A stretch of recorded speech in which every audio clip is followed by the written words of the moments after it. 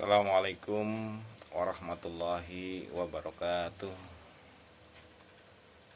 Alhamdulillah, astaghfirullahaladzim min kulli dzambik wa atubu ilaik. Wassalatu wassalamu ala rasulillah wa alihi wa sahabihi wa mawala amma ba'd. Sahabat-sahabat yang dirahmati Allah subhanahu wa ta'ala, dimana saja berada, semoga semuanya senantiasa dalam keadaan baik, sehat, dalam keadaan aman, dalam lindungan Allah subhanahu wa ta'ala. Dilapangkan rezeki, dimudahkan segala urusannya, dicurahkan cahaya dan hidayah daripada Allah subhanahu wa ta'ala. Amin ya Allah ya rabbal alamin. Di malam yang sunyi, jam 2 menuju jam 3 malam, saya bisa digerakkan untuk berbagi, bertafakur, bermuhasabah diri. Masih diingatkan dengan peristiwa besar, musibah, ujian yang dihadapi oleh saudara-saudara kita di Cianjur dengan terjadinya peristiwa gempa. Karena kita yang ada di sekitar Cianjur, Jakarta, Bandung, Sukabumi, dan lain-lainnya adalah merupakan sebuah daerah yang merasakan getaran terjadinya gempa tersebut. Artinya merasakan adanya pesan tersebut, nasihat tersebut mengingatkan kita.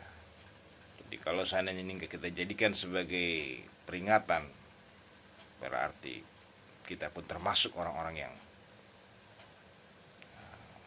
buta matanya, tuli kupingnya. Artinya dengan tanda kutip bersiap-siap. Nauzubillah summa nauzubillah. Sahabat-sahabat yang dirahmati Allah subhanahu wa ta'ala. Astaghfirullahaladzim min kulli dzambin wa atubu ilaik. Kenapapun yang terjadi, Allah mengingatkan kepada kita di dalam Al-Quran. Itu adalah karena kesalahan kita. Allah tidak akan pernah memberikan kepada sesuatu kepada hambanya yang tidak menyenangkan, pasti diawali sebelumnya ada sebuah kealpaan kita. Dan memang itu sudah menjadi kodrat kita sebagai al-insan, makhluk yang diberi nama makhluk yang suka lupa, nisyan wal khoto. Karena insan dikatakan nisyan, lupa. Jadi kita berbuat salah itu memang kodrat kita. Dan Allah pasti memaafkan kita dan pasti mengampuni kita setelah kita sadar.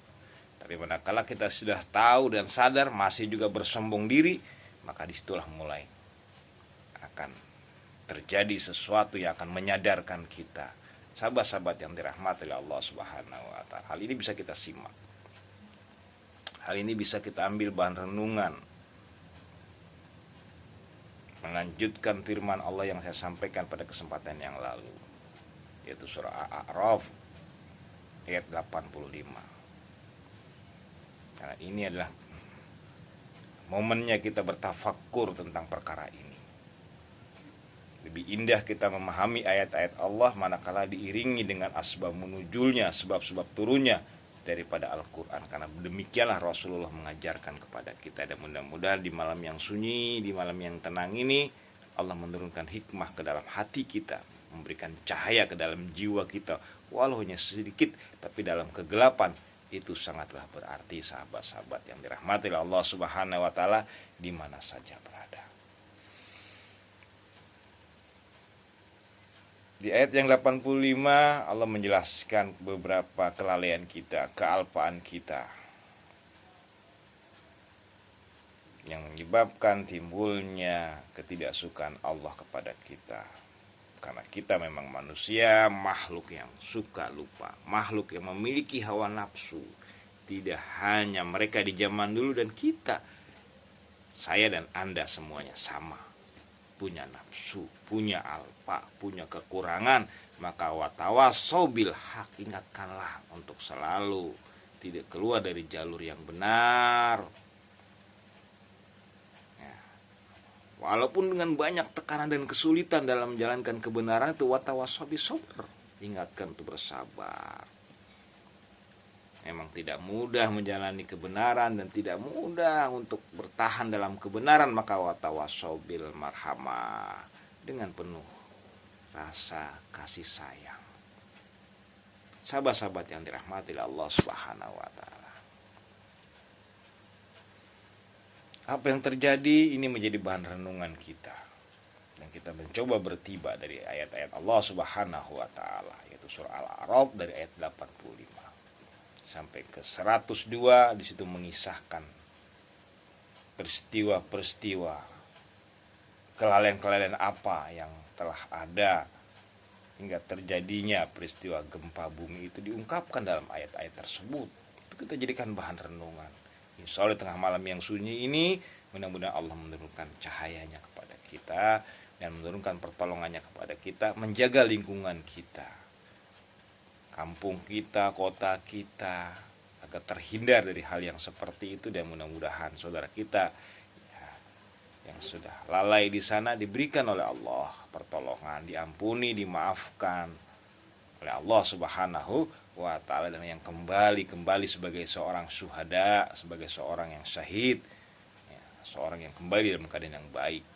Karena seorang yang kembali manakala diuji dengan musibah dan dia dalam keadaan sadar, dalam keadaan baik, maka Allah masukkan dia ke dalam golongan hamba-hamba yang husnul khotimah. Amin ya Allah ya rabbal alamin. Sahabat-sahabat yang dirahmati Allah Subhanahu wa taala, saya ingin mengajak kita menyimak finalnya terjadinya, puncak terjadinya sebuah peristiwa gempa bumi menurut persepsi yang ada di dalam Al-Quran, menurut keyakinan kita sebagai umat Islam. Seorang yang dilandasi oleh keimanan, itu dulu yang kita jadikan sebagai patokan. Bukan kita sebagai seorang intelektual, bukan kita sebagai seorang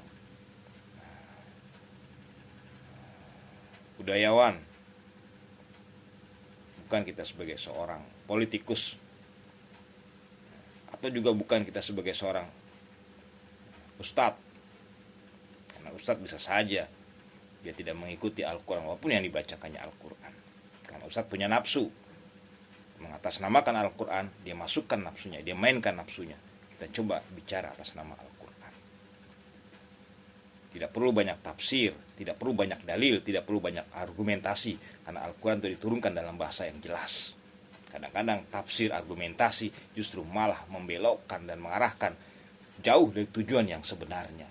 Ini sebuah fakta. Walaupun kita tidak memungkiri perlu tafsir, perlu banyak argumen, perlu banyak hujah, tapi ada saat-saat di mana kita tidak perlu lagi banyak berargumentasi. Sahabat-sahabat yang dirahmati Allah Subhanahu wa taala di mana saja berada, di ayat ke-88 puncaknya setelah 85, di sana orang-orang yang lupa dan lalai itu bersikap melampaui batas, sebagaimana di dalam Al-Quran dijelaskan. Ini saya tunjukkan. Qalal mala'ul ladzina istakbaru min qaumihi lanukhrijannaka ya Su'aibu walladzina amanu ma'aka min qaryatina aw lata'udunna fi millatina qala awalau kunna karihin. Shadaqallahul azim. Sahabat-sahabat yang dirahmati Allah Subhanahu wa taala, artinya adalah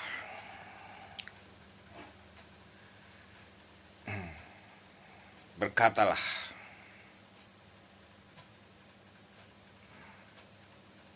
malau, orang-orang yang punya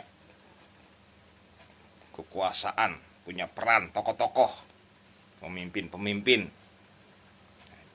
di antara mereka, di antara daripada saudara-saudara sebangsa, sedaerah dengan Nabi Su'aib alaihi salam, yaitu yang disebut dengan daerah Madian di dalam Al-Quran. Ada mengatakan Ma'un, tapi jelas kita ambil patokannya yang ada di dalam Al-Quran. Mereka bersikap dengan penuh istakbar, sombong. Wah, merasa hebat, merasa kuat, merasa memiliki banyak pemendarahan duniawi, baik harta, baik pengikut, hingga dia menolak pandangan nasihat yang diberikan oleh Nabi Syuaib alaihissalam. Dan kemudian dia mengeluarkan sebuah sikap rezim, sikap sewenang-wenang, anarkis, arogan, sikap keji, yang memberikan ketegasan kepada Syuaib agar Syuaib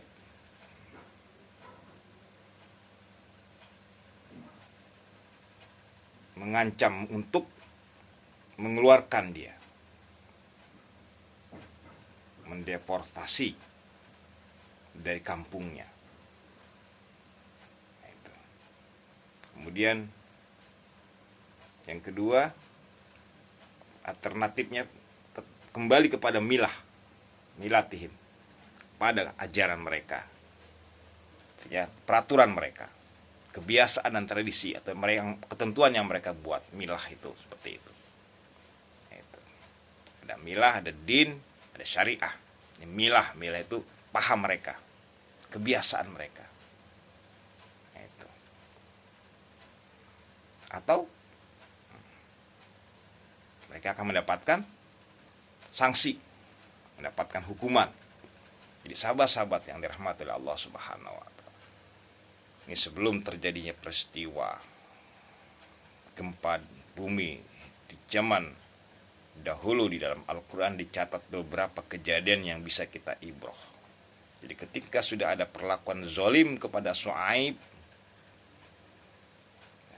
disitulah baru Allah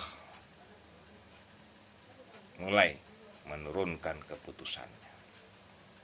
Artinya sahabat-sahabat yang dirahmati oleh Allah Subhanahu wa taala, yang ingin saya garis bawahi adalah sosok Syuaib ini adalah sosok seorang hamba Allah yang memiliki mukjizat, yang memiliki fadilah, yang memiliki karomah yang besar dan tinggi di hadapan Allah Subhanahu wa taala, yang tidak bisa diperlakukan semau-maunya. Yang apabila kita perlakukan dengan sembarangan, melampaui batas, diperlakukan dengan zolim, maka akan ada sanksi yang diberikan oleh Allah Subhanahu wa taala. Ini yang menarik, yang ingin saya jadikan, yang ingin saya garis bawahi dalam renungan kesempatan pada malam hari yang indah dan baik ini. Malam Yaumul Ahad, di tengah malam yang sunyi, yang tenang, yang kita bisa bertafakur sejenak. Yang tafakur ini bisa saya berbagi dengan sahabat-sahabat, mudah-mudahan bisa mengambil manfaatnya di mana saja berada. Ini yang ingin saya garis bawahi sahabat-sahabat sekalian. Jadi sebelum terjadinya peristiwa itu, ada sebuah kesalahan sikap dan perbuatan atas sosok seorang yang sakti, seorang yang karomah, seorang yang memiliki mukjizat, apapun istilahnya, yang pasti orang ini tidak bisa disembarangi begitu saja oleh seluruh manusia yang ada di kampung tersebut pada zaman dahulu. Mungkin oleh manusia di zaman ini pun sama, karena Al-Quran itu bukanlah sebuah cerita kuno zaman dulu yang tidak berlaku di zaman sekarang. Artinya apa yang terjadi di zaman dulu bisa terjadi di zaman sekarang. Apa yang menyebabkan terjadi di zaman dulu bisa terjadi di zaman sekarang. Artinya di zaman sekarang pun banyak sosok-sosok hamba-hamba Allah yang seperti kualitasnya atau derajatnya atau kedudukannya di sisi Allah Subhanahu wa taala, walaupun derajat dan pangkatnya sudah tidak ada lagi dan tidak lagi berlaku karena ditutup oleh Nabiullah Muhammad SAW, tetapi nilai karomahnya, nilai fadilahnya tetap masih ada di zaman sekarang ini hingga akhir zaman nantinya. Karena Rasul pernah mengungkapkan bagaimana derajat beberapa sahabatnya sederajat dengan para nabi, walaupun mereka tidak dapat mendapatkan gelar sebagai nabi karena sudah ditutup pemberlakuannya oleh Allah Subhanahu wa taala dengan adanya Rasulullah Muhammad sallallahu alaihi wasallam. Sahabat-sahabat yang dirahmati Allah Subhanahu wa taala, di mana saja berada. Jadi sosok Su'aib inilah yang menjadi tokoh sentral dalam peristiwa gempa ini yang harus kita jadikan renungan, bahan kajian dan bahan penelitian dan bahan solusi nantinya buat kita bersama untuk mengantisipasi agar gempa ini tidak berkembang. Karena gempa itu adalah merupakan sebuah kejadian yang bisa berkembang, dan ini sudah dibenarkan dan diakui menurut sains dan teknologi, menurut ahli bagian BMKG. Ada setiap gempa itu akan menimbulkan yang namanya sesar, sayatan, tertakan yang mengarah kepada radius di sekitarnya. Ya, minimal 50 km dari titik pusat terjadinya gempa. Artinya mereka yang berada di sana, nah, jangan santai-santai, jangan merasa aman. Kita di Jakarta ini jangan. Nah, itu. Kalau nggak mau, nah itu. Nauzubillah, semua nauzubillah. Nah, sahabat-sahabat yang dirahmati Allah Subhanahu wa taala.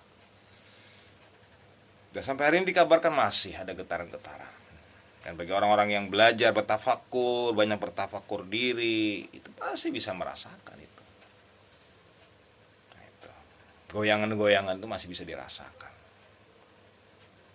Dan pasti orang-orang yang ada di radius getaran tersebut akan merasakan pada suasana fisiknya tidak merasa nyaman.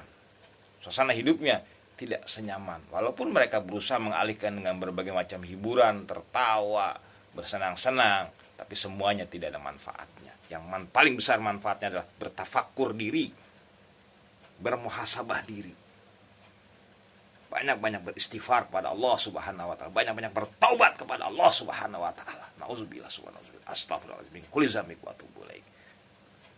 Sahabat-sahabat yang dirahmati Allah Subhanahu wa taala, istighfar banyak. Astagfirullah.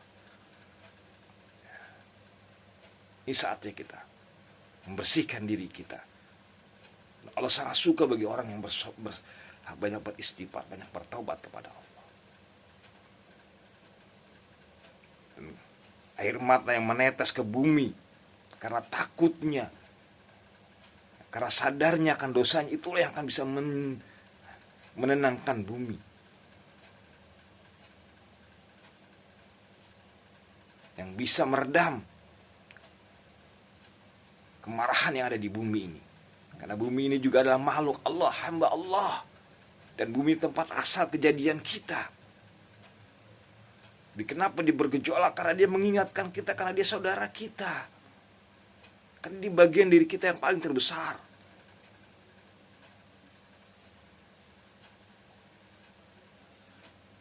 Khuliqal insanu minat tin. Diciptakannya manusia dari tanah. Sahabat-sahabat yang dirahmati Allah, saudara kita mengingatkan kita, asal muasal kita mengingatkan kita, asal kejadian kita dari sana diingatkan kita. Jangan kita sampai lupa diri, lupa asal muasal. Ini sahabat-sahabat yang dirahmati Allah Subhanahu wa taala. Dan itu yang diingatkan oleh Nabi Allah Su'aib alaihi salam kepada saudara-saudaranya di kota Madian pada zaman dahulu kala. Zaman sebelum Nabi Musa alaihi salam. Zaman setelah zaman Lut alaihissalam. Sahabat-sahabat yang dirahmati Allah Subhanahu wa taala. Dan sosok Su'aib ini pasti sama ada di negeri kita. Derajat Su'aib ini pasti ada. Seorang yang memiliki keutamaan dan kelebihan, mampu menjinakkan bumi ini. Dan mampu juga membuat bumi ini bergejolak. Nah, sosok Su'aib adalah sosok seorang yang terkenal dengan julukan di dalam keterangan para ulama sebagai Khatibul Anbiya, dai-nya para nabi. Bayangkan, kenapa disebut Khatibul Anbiya, dai-dainya para nabi? Karena Su'aib ini adalah seorang nabi, seorang rasul yang kemampuannya dalam memberikan ceramah, dalam memberikan nasihat, dalam memberikan pelajaran-pelajaran tentang kebenaran yang begitu sangat mahir, sangat indah, sangat baik dalam berbicara dan menyusun kata-kata. Ini sahabat-sahabat yang dirahmati oleh Allah Subhanahu wa taala. Jadi dari seluruh para nabi, para rasul Allah, Nabi Syuaib lah yang terkenal, yang diberikan kelebihan oleh Allah, paling pandai, paling cakap, paling baik di dalam menyampaikan daripada ayat-ayat Allah, di dalam memberikan nasihat kepada umat atau kaumnya, sahabat-sahabat yang dirahmati oleh Allah. Tapi pandai dan cakapnya dia memang benar-benar dilandasi hatinya karena Allah Subhanahu wa taala, karena cinta dan sayangnya dia kepada kaumnya, bukan karena dunia. Yang menjadi fenomena para dai-dai di zaman sekarang ini, banyak bicara, banyak gaya. Nauzubillah, summa nauzubillah. Sahabat-sahabat yang dirahmati Allah Subhanahu wa taala. Ini renungan buat kita bersama. Jadi Syuaib adalah seorang nabi yang begitu sangat-sangat budi pekertinya sangat baik, sangat halus, tata bicaranya sangat lembut. Tidak seperti di zaman sekarang ini para dai bicaranya kotor, bicaranya kasar. Nauzubillah, summa nauzubillah min zalik. Bicara tentang kebenaran, bicara tentang menegakkan kemunkaran, tapi dengan sikap yang munkar. Itu tidak diajarkan oleh Allah Subhanahu wa taala, tidak dicontohkan oleh Rasulullah Muhammad sallallahu alaihi wasallam. Nauzubillah, summa nauzubillah. Ini pelajaran. Apakah memang umat yang mengabaikan orang-orang dai-dai seperti Nabi Syuaib alaihissalam yang sudah demikian sabar, sedemikian santun, sudah sedemikian baik menyampaikan kebenaran, atau para dai-dainya yang berlawanan dengan sikap, dengan sifat, dengan cara yang diajarkan oleh Nabi Syuaib alaihissalam dalam menyampaikan kebenaran sehingga umat lalai. Ini renungan bersama buat kita, renungan buat saya sebagai seorang yang sama-sama aktivis di dunia dakwah. Begitu juga renungan buat umat yang sama-sama mendengarkan, menikmati hasil dakwah. Dengan harapan, nasihat dan peringatan ini kiranya segera diangkat oleh Allah, dicabut oleh Allah, dihilangkan oleh Allah Subhanahu wa taala. Sahabat-sahabat yang dirahmati oleh Allah Subhanahu wa taala.